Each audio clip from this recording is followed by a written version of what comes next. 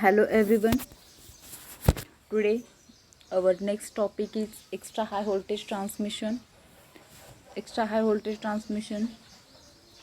This is the topic of transmission of voltage at the level of high voltage. Means basically in our India the demand of electrical power is increasing day by day because as we know we use electrical energy daily in our day-to-day life. Commercial use of that electrical energy and industrial use of that electrical energy.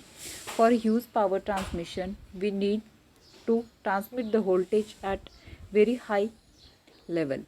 In our country the voltage levels are 33 kV, 66 kV, 33 kV, 66 kV, 110 kV, 132 kV and 400 kV. These are the ranges of voltages, that is high voltages. This range of voltage is termed as high voltage, and our topic is extra high voltage. Means these are the ranges of high voltage and above 400 kV. 400 kV च्या वरती जे काही व्होल्टेजची range असेल is called as extra high voltage transmission. तर the voltage which is greater than 400 kV is called as extra high voltage. In our country is planning in for extra high voltage line is 765 kV to 800 kV for transmission. India मध्ये जी extra हाय व्होल्टेजची जी range आहे ती 765 to 800 kV ट्रान्समिशनची range आहे. There are advantages and limitations of EHV for transmission. आता ट्रान्समिशनचं voltage increase करण्याचे basically काही advantages पण आहेत आणि त्याचे डिसॲडव्हान्टेजेस पण आहेत. तर आपण या लेक्चरमध्ये high voltage extra high voltage transmit करण्याचे जे काही बेनिफिट्स आहेत आणि ड्रॉबॅक्स आहेत ते आपण या लेक्चरमध्ये कवर करणार आहे. तर बेसिकली आपण हाय व्होल्टेज ट्रान्समिशन लाईनमध्ये का करतो त्याचा आपण फर्स्टली रिझन बघणार आहे. तर let consider this is a transmission line. This is the extra high voltage transmission line आणि आपल्याला जी ह्या ट्रान्समिशन लाईनमधून आपल्याला पॉवर जी आहे ती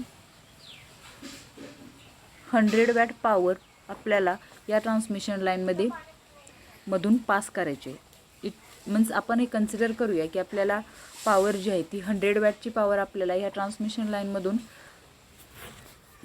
ट्रान्समिट करायची आहे. तर आपल्याला पॉवरचा फॉर्म्युला माहिती आहे P = VI. त्यावरून आपण जर 1000 वॅट पॉवर ट्रान्समिट करण्यासाठी जर आपण व्होल्टेज लेवल 100 कन्सिडर केली तर आपला करंट जो आहे P 100 divided by V is the 100, that is 10 ampere current. Here we get the 10 ampere current when we use the voltage range 100 volt. But means current जो आहे तो आपल्याला 10 ampere भेटलेला आहे. तर जर आपण व्होल्टेजची रेंज 1000 केली तर करंट व्होल्टेज डिवायडेड बाय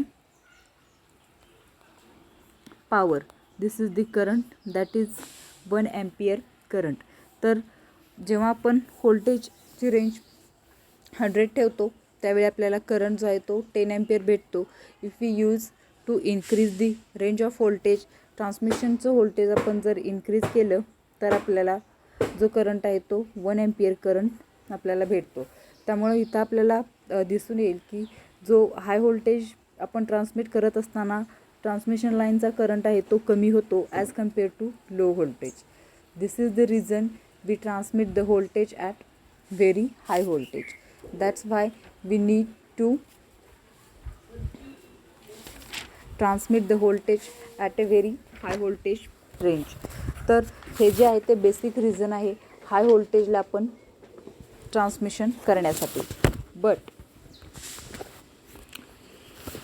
इथं आपल्याला ज्यावेळी आपण ट्रान्समिशन लाईनचा करंट कमी होताना बघतोय त्यामुळं ही आपल्या ट्रान्समिशन लाईनमधले व्होल्टेज ड्रॉप्स जे आहेत ते सुद्धा कमी होताना दिसतात. व्होल्टेज ड्रॉपचं इक्वेशन काय आहे? V is equals to IR. As current is reduced, the voltage drop also reduce and efficiency of the transmission line also increases. जे काही ट्रान्समिशन लाईनचे कंडक्टरमध्ये होणारे जे काही लॉसेस आहेत, power losses, it will be reduce with the transmission off voltage at the range of high. That is the voltage drop through resistance is IR.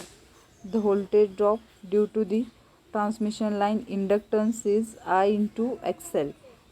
रेजिस्टन्समुळे होणारा drop जो आहे तो IR आहे आणि रिॲक्टन्स ट्रान्समिशन लाईनच्या रिॲक्टन्समुळे होणारा जो ड्रॉप आहे तो I into XL. ट्रान्समिशनची इफिशियन्सी, लॉसेस जे आहेत करंट डिक्रीज झाल्यामुळे व्होल्टेज ड्रॉप आणि लॉसेस जे आहेत ते ट्रान्समिशनचे कमी होतात. With the decrease of current, the efficiency of transmission line increases.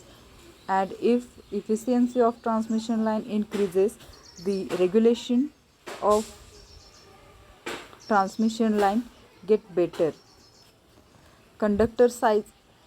आता आपण कंडक्टर साईजच्यासाठी आपण बघणार आहोत. तर we know the formula. Resistance rho L by A. We know resistance is equals to rho L by A. जर आपण transmission लाईनमधलं voltage increase केले तर आपल्याला करंट कमी होताना दिसतोय. तर करंट कमी होतोय म्हणजेच आपल्या सिस्टमचा ट्रान्समिशन लाईनचा रेजिस्टन्स वाढतोय. रेजिस्टन्स इन्क्रीज झाल्यामुळे जो काही ट्रान्समिशन लाईनचा कंडक्टर आहे त्याचा एरिया जो आहे तो पण डिक्रीज होतोय. एरिया डिक्रीज झाला, दॅट्स वाय जो आपलं कंडक्टरला लागणारं जे मटेरियल आहे ते पण डिक्रीज झालं. त्यामुळं जे ट्रान्समिशनची जी इकॉनॉमिकल कंडिशन आहे विल गेट बेटर. इकॉनॉमिकली हे ट्रान्समिशन जे आहे ते मीन्स ॲक्सेप्टेबल आहे. बिकॉज एरिया कमी झाला, मटेरियल जे लागणार आहे मटेरियलची सेविंग होते. सपोर्टिंग स्ट्रक्चर्स जे आपल्याला लागणार आहेत ते कंडक्टर्सला सपोर्ट करण्यासाठी त्यांची पण मेकॅनिकल स्ट्रेंथ एवढी त्या टाईमला मॅटर करत नाही. Voltage drop in the line is lesser for higher transmission voltage. जेव्हा आपण ट्रान्समिशन हाय व्होल्टेजला करत असतो त्यावेळी जे ट्रान्समिशन लाईनमधले जे ड्रॉप्स आहेत, व्होल्टेज ड्रॉप्स IR और IXL, ते पण रिड्यूस होतात due to lesser the voltage drops. Means drop जो आहे व्होल्टेजचा कमी झाल्यामुळं जे काही रेग्युलेशन आहे ट्रान्समिशन लाईनचं, म्हणजेच जे रेग्युलेशन मीन्स रिसिविंग एंडला भेटणारं जे व्होल्टेज आहे ते सुद्धा आपल्याला जेवढा पण इनपुट मीन्स जेवढा पण ट्रान्समिट करतो तेवढंच आपल्याला रिसिविंग एंडला आपल्याला व्होल्टेज भेटतं. This is the regulation is better. Then लाईनचे कॉपर लॉसेस. लाईनचे कॉपर लॉसेसचा फॉर्म्युला, कॉपर लॉस रेजिस्टन्समुळे होणारा ड्रॉप आहे आणि P is equals to I square R. This is the copper loss and this is the 3. The 3 is because here for the 3-phase transmission we use 3 lines, that is R by B. 3-phase transmission आपण करत असतो, that's why we use 3 I square R. This is the power loss for 3-phase transmission line. तर 3-phase transmission लाईनमध्ये power losses जे आहेत ते current कमी झाल्यामुळे पॉवर लॉसेस जे ट्रान्समिशन लाईनमधले आहेत ते सुद्धा कमी होतात. त्यामुळे ट्रान्समिशनची इफिशियन्सी जी आहे ती इन्क्रीज होते. As current in the line is lesser for high voltage, the current conductor cross section area is lesser. High व्होल्टेजमध्ये आपल्याला करंट कमी भेटतो, that's why area of that conductor also reduce. Lesser conductor means weight of conductor is less and supports required are less size and span can be kept more, so it is economical. तर laser conductor area, कंडक्टरचा area कमी झाला म्हणजेच काय झालं तर जे काही आपल्याला वेट जे आहे कंडक्टरचं ते पण कमी झालं. जेव्हा कंडक्टरचं वेट कमी होत असतं त्यावेळी जे लागणारे सपोर्टिंग स्ट्रक्चर्स आहेत, टॉवर्स आहेत, RCC पोल्स वगैरे आहेत, त्यांची पण जी स्ट्रेंथ आहे ती कमी होते. दॅट्स वाय आपण जे ट्रान्समिशन लाईनमध्ये यूज करणारे स्पॅन जे आहेत ते पण आपण वाढवू शकतो. मीन्स स्पॅन वाढला म्हणजेच कॉस्ट जी आहे ती पण कमी होते. बिकॉज प्रत्येक ठिकाणी सपोर्टिंग स्ट्रक्चर्स न यूज करता आपण सपोर्टिंग स्ट्रक्चरचा स्पॅन जो आहे तो वाढवू शकतो. त्यामुळे सिस्टम जी आहे ती आपली इकॉनॉमिकल बनवू शकते. आपण स्पॅन वाढवू शकतो because the weight of conductor is reduce. कंडक्टरचं वेट जे आहे ते मटेरियल कमी झाल्यामुळे कंडक्टरचं वेट कमी होतं. त्यामुळे सपोर्टिंग स्ट्रक्चर्स आपण मोर डिस्टन्स प्रोव्हाइड करून जास्तीत जास्त कमी सपोर्टिंग स्ट्रक्चर्स इथं आपल्याला लागतात. That's why the system becomes economical for the users. Then our next point is economic consideration have led to the power station of large capacity. So need of transfer of bulk power over long distance arose.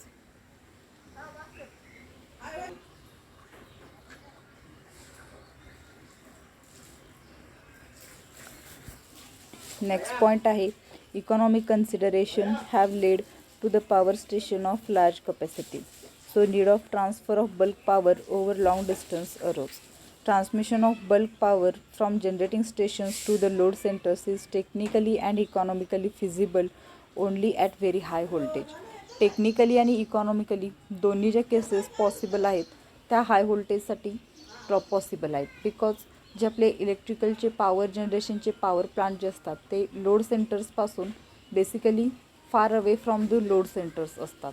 म्हणजे जे काही आपली लोकॅलिटीज आहे तिथून जे load generating stations असतात ते लांब असतात. त्यामुळं जी लेंथ आहे ट्रान्समिशन लाईनची ती जी आहे ती म्हणजे डिस्टन्स जे आहे लोड सेंटर आणि जनरेटिंग स्टेशन्सचं ते जास्त असतं. तर तिथं आपल्याला तो पॉईंट कन्सिडर करावा लागतो की हाय व्होल्टेज ट्रान्समिट केल्यानंतर लेंथ आणि सपोर्टिंग स्ट्रक्चर सगळे रिड्यूस होऊन आपल्याला कॉस्ट इफेक्टिव्ह ट्रान्समिशन आपल्याला त्या व्होल्टेजचं करता येतं. त्यासाठी आपल्याला हाय व्होल्टेज ट्रान्समिशन करण्याची गरज आहे. Flexibility for future system growth. There is flexibility for future system growth. तर इथं हाय व्होल्टेज ट्रान्समिशननं फ्युचर सिस्टमची आपण ग्रोथ जी आहे तीसुद्धा करू शकतो. Power transmission capacity of transmission line is in square proportion to voltage. तर पॉवरचा जो फॉर्म्युला आहे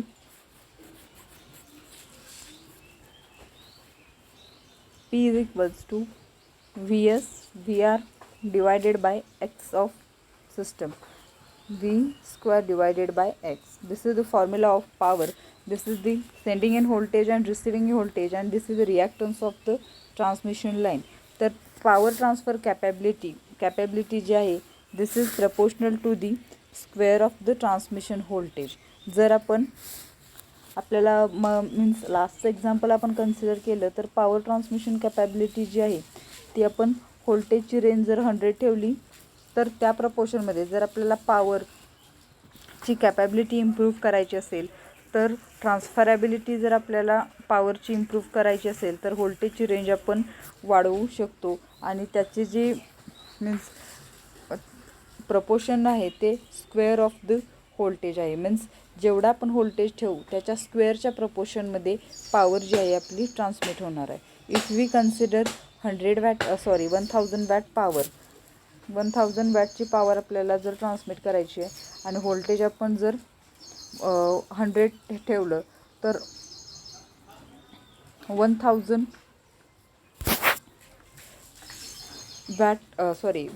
व्होल्टेज जर आपण ठेवलं तर 1000च्या रेंजमध्ये पॉवर जी आहे ती ट्रान्सफर होते.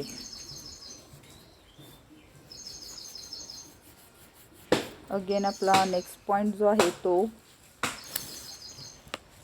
Interconnections of power system is possible if EHV systems are adopted. Power सिस्टमचे इंटरकनेक्शन्स म्हणजे इंटरकनेक्शन हे एक सबस्टेशन आहे, हे एक सबस्टेशन आहे, हे एक सबस्टेशन आहे. तर हे तिन्ही सबस्टेशन जे असतात ते ग्रिड नेटवर्क बनवतात. Substation 2 and 3. These substations are interconnected to each other. for the sake of the emergency operation. Means जर हे सबस्टेशनमध्ये ग्रेटर फॉल्ट जर क्रिएट झाला असेल तर ह्या सिस्टीमवरचा या सबस्टेशनवरचा लोड जो आहे तो फुलफिल करण्यासाठी इकडून पण पॉवर घेतली जाते, इकडून पण पॉवर घेतली जाते आणि जो काही लोडची रिक्वायरमेंट आहे ती कंप्लीट केली जाते. This is the grid network of substation. तर एक्स्ट्रा हाय व्होल्टेज ट्रान्समिट केल्यामुळे म्हणजे extra high voltage transmission system जर आपण ॲडॉप्ट केली तर इंटरकनेक्शन्स आहे सबस्टेशनचे ते पण फिजिबल होतात. Increase in surge impedance loading. तर नेक्स्ट पॉईंट जो आहे SIL increase. Surge impedance loading. Transmission लाईनचं सर्ज इम्पिडन्स लोडिंग जे आहे ते काय ते आपण बघणार आहे. तर surge impedance loading means power transmission capacity of line increases with the increase in the voltage level. जी काही पॉवर ट्रान्सफर करण्याची जी ट्रान्समिशन लाईनची कॅपॅसिटी आहे ती जी आहे ती व्होल्टेजच्या लेवलनुसार इन्क्रीज होते.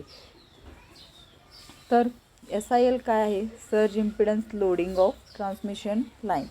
तर 3V² डिवायडेड बाय XC और ZC.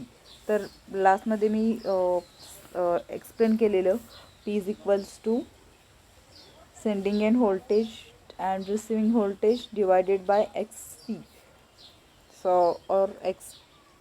तर त्यामुळं P is equals to V² divided by XC. तर 3 आहे, 3 फेज लाईन्स आहेत त्यामुळे आपण 3 इथं कन्सिडर केले. तर सर्ज इम्पिडन्स लोडिंग म्हणजेच काय तर power transmission capability of transmission line is called as surge impedance loading. Where surge impedance लोडिंगचा जो फॉर्म्युला आहे तो √मध्ये L/C हा आहे. The above discussion proves that EHV transmission is better.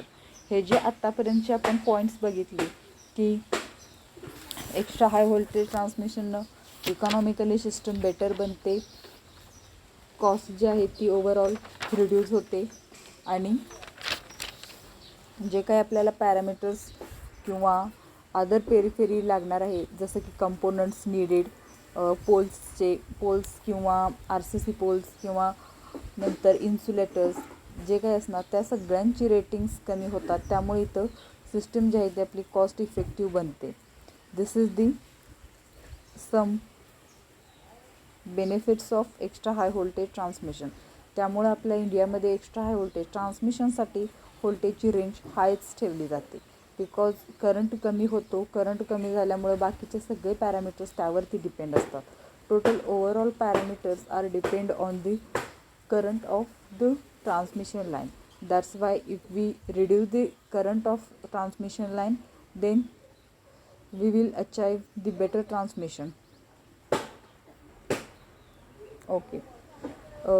नेक्स्टमध्ये आपण बघूया की आता आपण ह्याचे तर ॲडव्हान्टेजेस तर हे आहेत but some disadvantages of the extra high voltage transmission also are there. But due to some certain reasons there are limitations to extra high voltage transmission also. जसं की ह्याचे ॲडव्हान्टेजेस पण आहेत आणि डिसॲडव्हान्टेजेस पण आहेत. तर आपण डिसॲडव्हान्टेजेस पण बघूया. तर पहिला जो मीन्स ड्रॉबॅक जो आहे हाय व्होल्टेजचा, एक्स्ट्रा हाय व्होल्टेजचा, corona loss and radio interference. तर ट्रान्समिशन लाईनमधले जे पॉवर सिस्टममधले जे आपण इफेक्ट्स बघितलेले आहेत, स्किन इफेक्ट असेल, प्रॉक्झिमिटी असेल, फेरंटी इफेक्ट असेल और करोना इफेक्ट असेल. तर करोना इफेक्ट लास्ट लेक्चरमध्ये आपण डिटेलमध्ये बघितलेला नाही आहे. But now I want to explain the corona loss, how it will affect the transmission line if we transmit the voltage at very high level. Corona effect काय आहे ते आपण बघूया.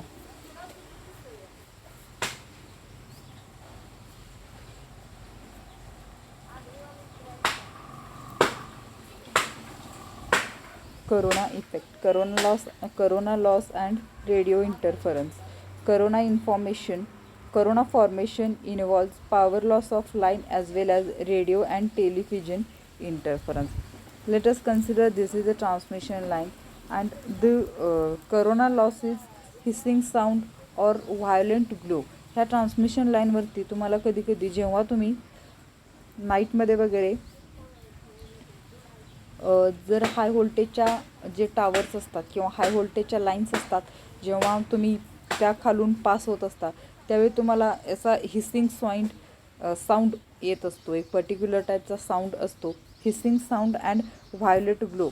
त्या लाईनवरती तुम्हाला एक व्हायोलेट कलरचा एक असा ग्लो, एक स्पार्क टाईप दिसत असतं हाय व्होल्टेजच्या लाईनवरती. This is called as corona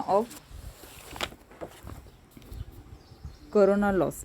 तर हिसिंग साऊंड आणि violent glow, this is the indication of corona loss is present in that transmission line.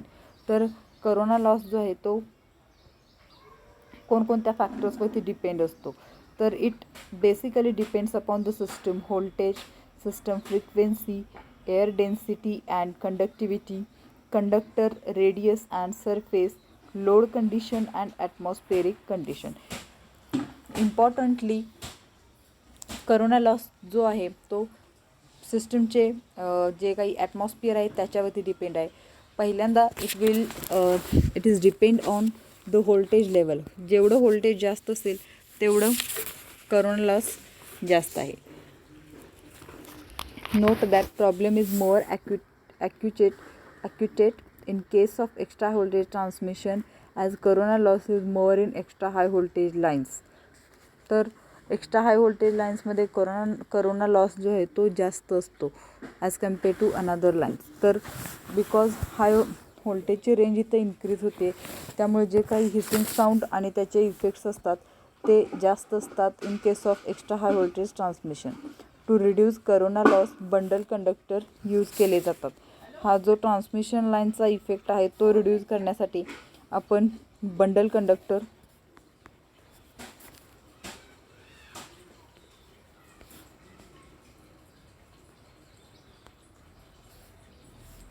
Corona loss reduce करण्यासाठी बंडल कंडक्टर यूज केले जातात.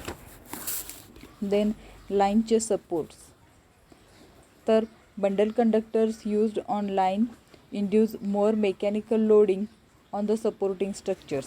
आता आपण करोना लॉस रिड्यूस करण्यासाठी bundle conductors means number of conductors are bunched together.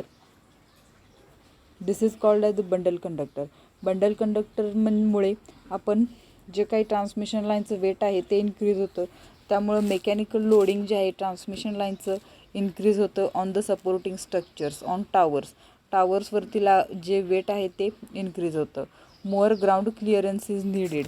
तर bundle conductors use केल्यामुळं weight कंडक्टरचं increase होऊन जो काही ग्राउंडचा जो क्लिअरन्स आहे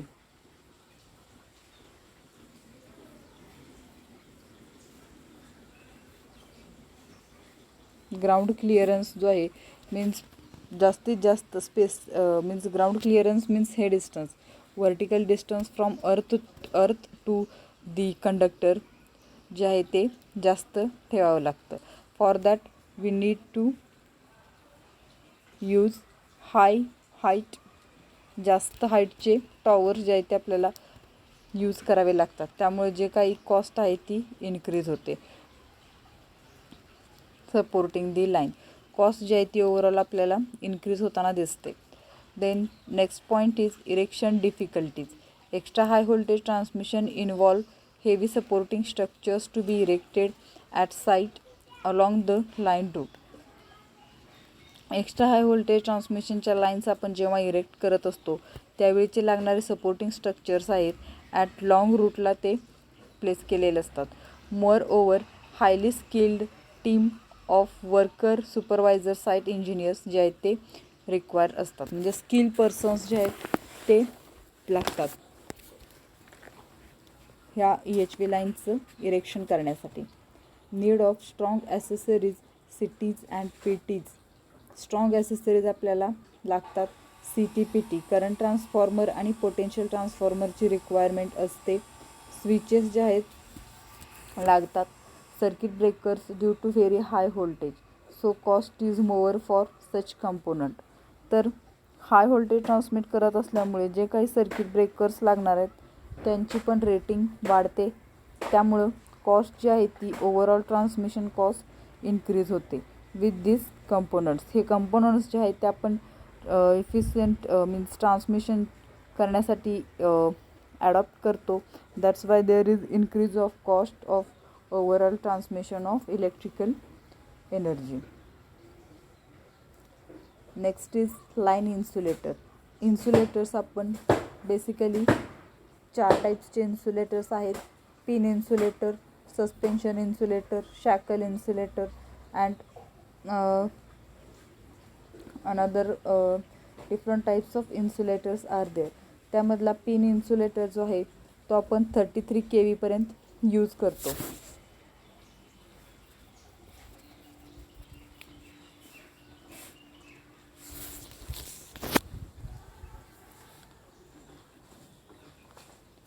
pin, suspension, shackle insulator. Pin is the 33 kV पर्यंत जे आहे pin insulator, suspension insulator, shackle insulator आणि अनदर डिफरंट इन्सुलेटर्स. तर सस्पेन्शन इन्सुलेटरची हे व्हर्टिकल इन्सुलेटर्स आहेत. तर ही एक जी डिस्क आहे त्याची रेंज जी आहे ती 11 kV पर्यंत असते. एक डिस्कची जी व्हॅल्यू आहे ती 11 kV व्होल्टेज जे आहे ते सस्टेन करण्याची कॅपॅबिलिटी त्या डिस्कमध्ये असते. तर shall be line insulator shall be design to work on such extra high voltage require more disc in the insulation strings, cost is more. तर ज्यावेळी व्होल्टेज इन्क्रीज होतं त्यावेळी ह्या व्होल्टेजच्या स्ट्रिंगमध्ये लागणारे इन्सुलेटरच्या ज्या डिस्क्स आहेत त्यासुद्धा इन्क्रीज होतात. 11 kVची पर्टिक्युलर एक डिस्क असते. पूर्ण डिस्क जी आहे ती 11 अशी. म्हणजे जर 66 kV जर व्होल्टेजची रेंज असेल तर आपल्याला 6 डिस्क त्या इन्सुलेटरमध्ये प्लेस कराव्या लागतात. दॅट्स वाय जेवढं व्होल्टेजची रेंज इन्क्रीज होईल तेवढं नंबर ऑफ डिस्क इन्क्रीज होतात आणि त्यामुळं कॉस्ट जी आहे ती इन्सुलेटरची वाढते. त्यामुळं ओव्हरऑल ट्रान्समिशनची कॉस्ट इन्क्रीज होते. Next is type of towers needed.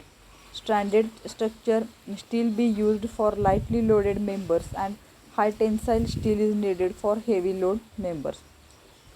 तर सपोर्टिंग स्ट्रक्चर जे आहेत ते स्टीलपासून बनलेले असतात. तर वेट जर कंडक्टरचं कमी असेल किंवा लाईटली लोडेड लाईन असेल त्यावेळी सिम्पल स्टीलचा टावर आपण यूज करू शकतो.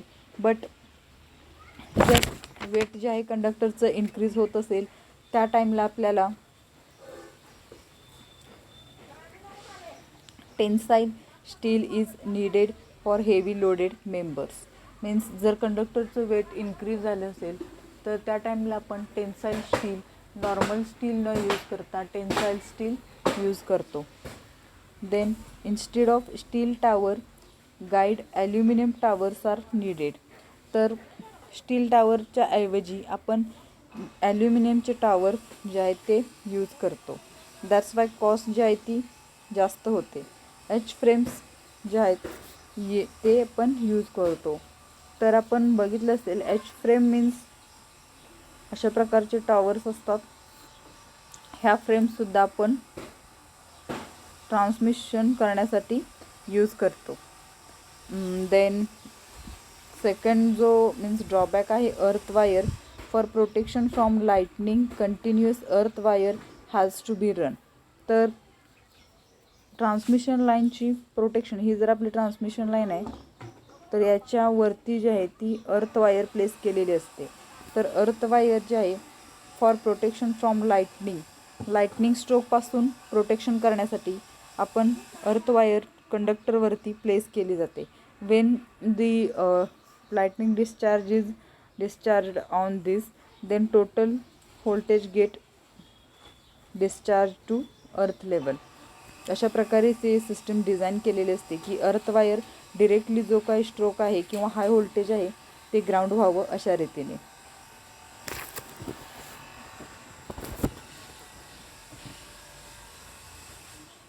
नेक्स्टमध्ये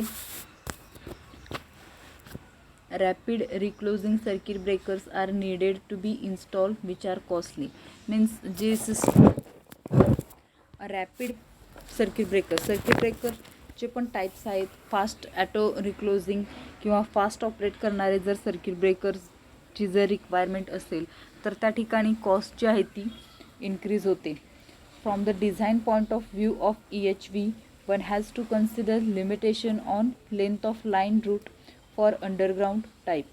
तर जर अंडरग्राउंड सिस्टम जर आपण कन्सिडर केली तर त्या टाईमला त्या ट्रान्समिशन लाईनच्या लेंथनुसार तिथं पण कॉस्ट जी आहे ती इन्क्रीज होते. Proper shunt reactors have to be used to face the voltage rise due to Ferranti effect. Last लेक्चरमध्ये जे आपण कंपोनंट्स ट्रान्समिशन सबस्टेशनचे बघितलेले आहेत तर त्यामध्ये शंट रिॲक्टर जो आहे तो फेरंटी इफेक्ट रिड्यूस करण्यासाठी ट्रान्समिशन लाईनवरचा आपण यूज करतो. तर shunt reactor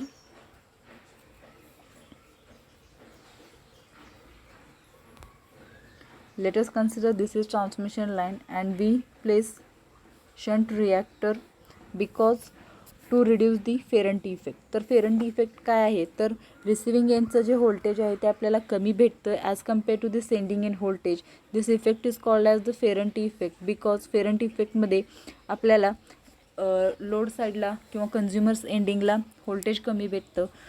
due to reduce for the reducing of this effect we provide shunt reactor which is helpful to maintain the voltage constant. In the area where dense trees are there must be clearance of 6 meters from the EHV 765 kV line conductors. जिथं जास्त areas असेल म्हणजे जास्त trees वगैरे असतील तर तिथला जो लाईन कंडक्टरमधलं स्पेसिंग आहे 3 फेज लाईन्स आहेत आणि 3 फेज लाईन्समधलं हे जे 2 कंडक्टर्समधलं स्पेसिंग आहे ते 6 मीटर ठेवावं लागतं जिथं जास्त झाडांची गर्दी वगैरे आहे तिथं. त्यामुळं हा पण एक ड्रॉबॅक होतो बिकॉज स्पेसिंग वाढल्यामुळं टॉवरचे स्ट्रेंथ किंवा जे सपोर्टिंग स्ट्रक्चर आहेत त्याची पण साईज इन्क्रीज होते. Again in case of extra high voltage proximity effect and skin effect is more. तर हाय व्होल्टेजमध्ये प्रॉक्झिमिटी इफेक्ट लास्टमध्ये बघितलेला आहे. 2 कंडक्टर्स असतात या कंडक्टरच्या फ्लक्समुळे या कंडक्टरच्या फ्लक्स डिस्टर्ब होतात आणि त्यांचं करंट डिस्ट्रीब्युशन डिफरंट होतं. This is called as the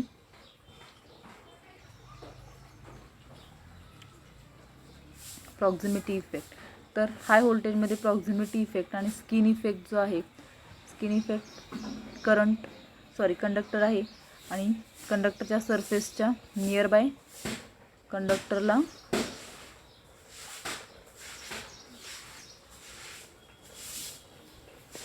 ACचं distribution होतं.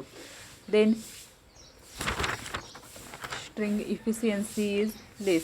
स्ट्रिंग इफिशियन्सी जी आहे ती पण हाय व्होल्टेजच्या केसमध्ये लेस होते. Voltage control is not easily possible as the range of voltage is very high. We cannot control the voltage at very easy level. Power flow cannot be easily control. व्होल्टेजची range जास्त असल्यामुळे आपण voltage control करताना पण प्रॉब्लेमॅटिकली होतं आणि power flow जो आहे तो आपण इझिली कंट्रोल करू शकत नाही. Short circuit current level is more. तर जेव्हा जर व्होल्टेजची रेंजच जास्त असेल तर शॉर्ट सर्किट करंट जो आहे तो पण जास्त असतो. For improvement of performance of transmission line immediate substations are required at every 250 kilometre. Transmission लाईनचा परफॉर्मन्स म्हणजे असं नाही की आपण ट्रान्समिशन लाईन ची लेंथ जी आहे ती किती पण वाढवू शकतो. तर एका पर्टिक्युलर डिस्टन्सनंतर त्या लाईन्स सबस्टेशनपर्यंत पोचल्या पाहिजेत.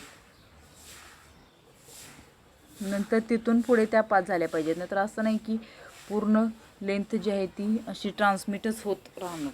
तर एका पर्टिक्युलर पॉईंटला तिथं सबस्टेशन त्या ट्रान्समिशन लाईन कनेक्ट झालेल्या लागतात. For the improvement of performance of transmission line. Means जी रेंज आहे ती एव्हरी 250 किलोमीटर, प्रत्येक 250 किलोमीटर नंतर there is requirement of substation for the improvement of performance.